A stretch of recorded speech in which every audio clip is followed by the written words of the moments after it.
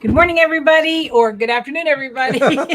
It's Amy and Jim. It's Make It Monday. Yep. All right. So, Jim's planned some. What are we doing today? Stabilizers. We're doing stabilizers. Yeah. So, okay. Perfect. So we're gonna Jim. Yeah. Okay. Jim is gonna talk about stabilizers, some tips for hooping. Yeah. We're gonna hooping tip. Hooping tips today. Right. So more about it's more about hooping tips and stabilizers. Okay. Right, because the hoops are getting bigger. Monster hoops. There's no way to say it. And there's one issue that still hasn't gone away. And what's that? When you're working with a little visual aid here. Yeah. A round hoop. Whenever you put your fabric and your stabilizer in, you always get even tension all the way around. Right, because that's just physics. Yeah. Right? That's just the nature. And it's the nature of a round hoop that you'll always get perfect tension all the way around. But as soon as you go into your lovely big rectangular hoops, it seems like you get good tension in the corners because that's where it's round, but you get a lot of slack in the sides and the top and the bottom. Right. And every time you pull one side and it looks good, this side got pulled over. Yes. And the same, and you're constantly fighting with it. Right. So I got two tips, two tips to share. The one way I do all the time that kind of works a little easier for me to fix it so that your hoops don't play like that. So I'm going to go over to the. And no matter how much you tighten that screw, they give you a gizmo to tighten your screw. Yeah. You're still only tightening one corner to the point of we've seen hoops break because people want to over tighten. And some brands try to compensate for that where they came out with little clips. Yes. That was very popular. The toggles, right? Yeah. And they pop off. Yeah. So your hoop doesn't have to be like Houdini tight, right? You got to be able to escape from your hoop. So don't over crank it down. That's good escape for you, but you still want to have somewhat even tension around because otherwise your outlines aren't going to match. Right. It's going to shrink. And then if you're one of the people that like to take your big hoop and fill it up with 4 different designs, because you're working, let's say, with a tile design or whatever, that could be why nothing's lining up because you're getting so much movement within your hoop, and we want to eliminate that. Yes. So absolutely. I'm going to take it over to the overhead. Well, Jim's setting everything up. Hi, Carol. Hi, Bonnie. Hi, Barbara. Hi, Franny. We got everybody? You're in. You're good. So here I chose this fabric because one thing is you had it here. And I'm sorry. No, it was great because it has lines both ways to show the problem you have. And if I pull it a little closer, I got some slack here. So I'm going to just tighten it up. And what happens, I'm getting that wave. Everything's coming over this way. So I got to go back over this way to tighten this up. And now this is pulling over. Right. So you're getting a lot of the wave. And there's one way that's been out there kind of popular where if you take some simple straight pins, and what you could do is you could actually pin into the fabric like that, and it gives it some restriction because it's preventing the fabric from pulling through. Oh, that's a good tip. Okay, like that. So what you do is you go along one side, and then I would go down here to the other side and pull. And if you could see here, I'm not getting the resistance I have like I do over here where that's moving. This isn't moving. So I could go ahead, tighten it up here, add another straight pin to it, which is sometimes a little easier said than done because I got the clip right there, so that's kind of interfering. But you could go and get safety pins, and where you have a handle that you can safety pin into it, and then I would take like painter's tape and tape it so the safety pin doesn't spin over into your embroidery field. Okay. But the way I usually do it is Barbara said she uses T-pins. T-pins work great too. Yeah, it's great. Especially if you want to stay on grain. Like if you're doing a linen and you don't want to embroider that stuff on the bias at all. Yeah. Without major fixes. Right. And that's why I like to condition the fabric. So on this one, I condition my fabric. And as you can see, if I pull over here, it's not moving. So what's the conditioning? What are you conditioning? Well, you could take, and this all it has is my tearaway in the back. I could take another piece of tearaway stabilizer and cut a strip and just have it right here on the sides. So I have a whole piece on the whole back, but I could put an additional piece on the top, the bottom, and the sides. The only thing is, that if you're working with that strip, it's kind of tricky to lay that in there and pop everything in so it doesn't move. Right. So I like to use my stick-on stabilizer. You love that stick-on stabilizer. Yes, I do. Is it the wash-away one or just the other one? This is the wash-away, but it could be the just a regular. Because there's always scraps when you're done hooping that you feel bad like throwing out. Right. Right. So. And what you could do is you could tear off a piece, 1 or 2 of them, and then like I did on this, on the back side of the fabric is where I have it in here, right there.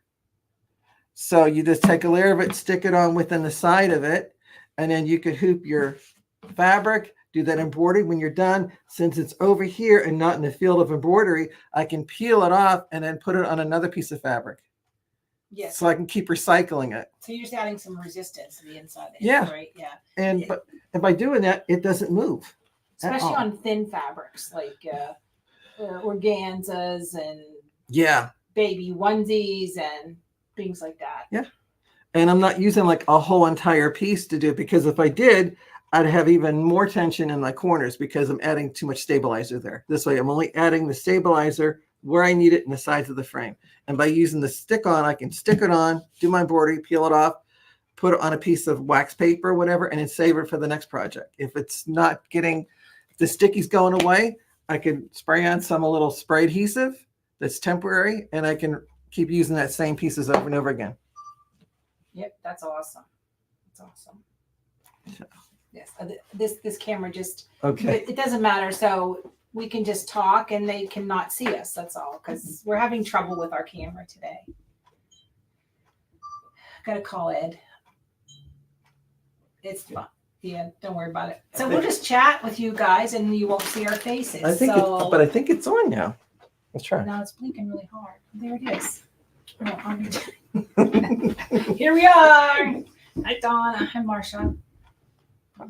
Let's see. Oh, thanks, Marcia. Yeah. So does anybody have any questions? Right. Yeah. So sometimes if I'm hooping something slippery, sometimes like a polished cotton or like an organza or a sheer fabric, I will put a paper towel over my fabric, hoop the paper towel and the fabric, and then I scoop out the middle of the paper towel. So it runs that ring. And you can do a hoop liner kind of thing. I would not buy a hoop liner because sometimes it takes up too much weight between your hoops. Yeah. So, and I've had some people say that they go and like wrap their hoop, but then that gets built up oils from your hands and it gets soiled.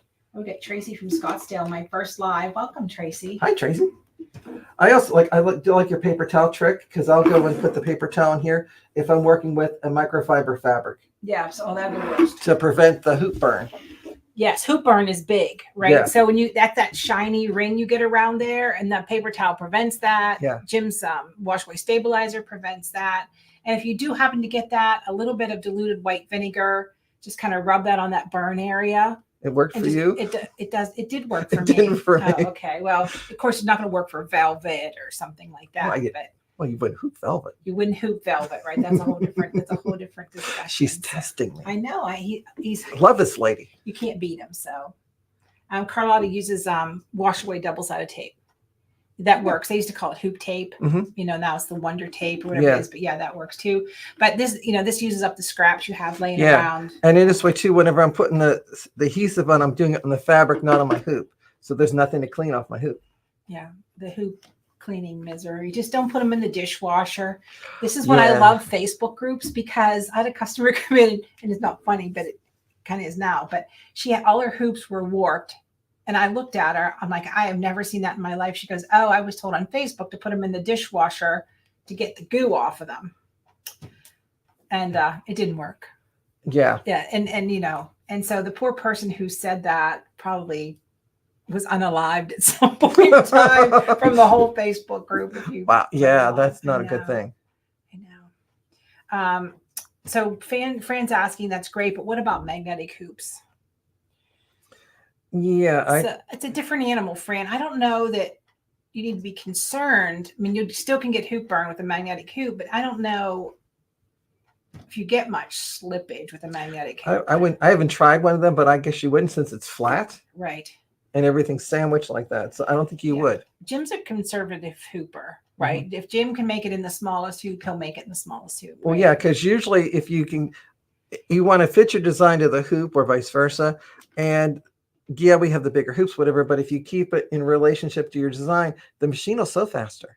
Right. And like if you are doing like the big tile seats from OESD, right? And you're like, you've got the new Janome 18 by 11 hoop or whatever. Which is not this one. And you want to put 4 tiles in there at once, you're going to get much cleaner result using the hoop that matches your tile. First, less push and pull and a much higher quality. It'll be more square as opposed to being kind of obtuse because some of the sides will get pulled out.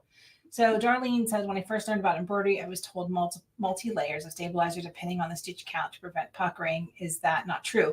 That is true. I think it's 25,000 stitches is another layer. But what happens with people, they'll call and say, oh, something wrong with my machine because the outline isn't lining up. And, you know, it just looks like you get like a hill or you get a hole in your embroidery. That's because you've over tightened, not tightened enough. So what we're kind of talking about today is using that little bit of a stabilizer piece in there to kind of keep it gripped into place. So, but yes, not using enough stabilizer is the deal. So every 25,000 stitches, I add another layer.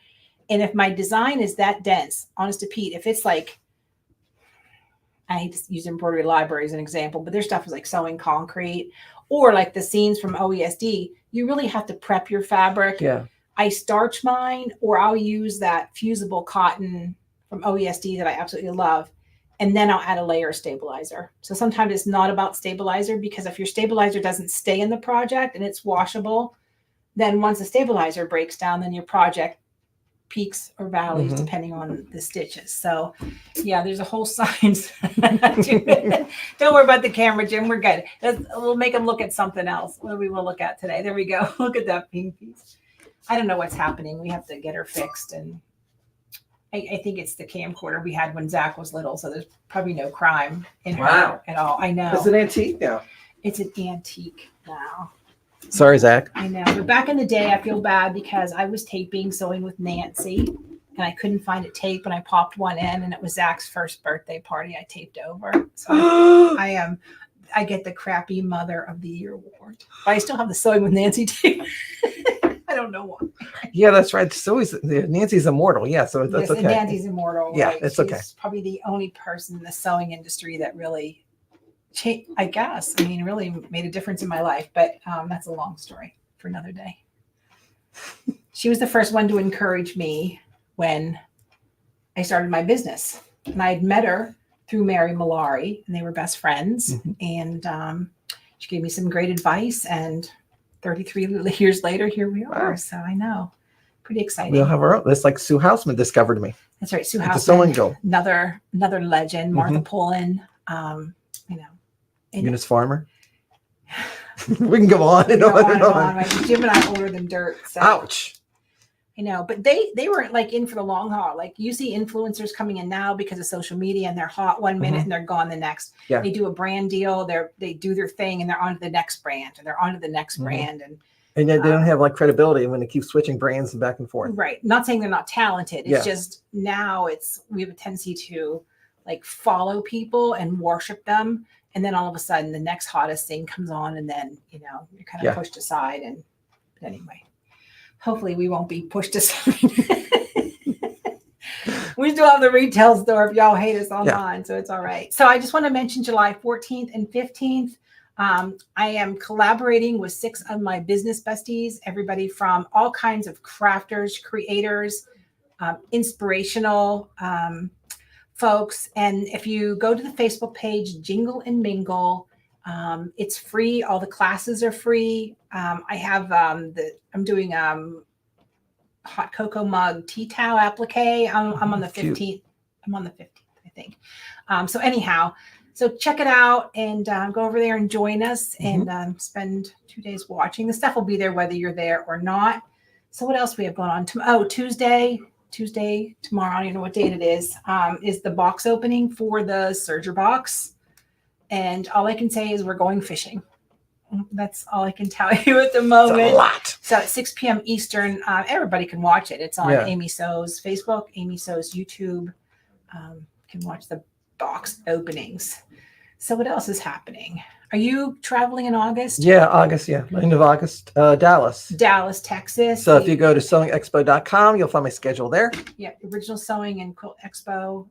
Jim will be hanging out there in August. I can't believe it's middle July. I know. I know. And the other news is if you're interested, I leave on the 18th for Japan to go to the Janome factory. So I'm an invited guest at the Janome factory. So we are super excited to go see that. I don't know how much video or social media they're going to let me do, but it's also Japan. So I may have to upload videos when I get home. But looking forward to that. Jim will be at the helm.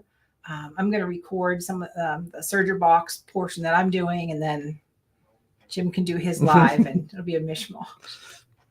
All right, everybody. Well, have a terrific Monday. Rise and shine, as we say here, regardless what time it is. So, all right, everybody, have a terrific Monday. Go make something fun. I know, Darlene, Japan. I'm so excited.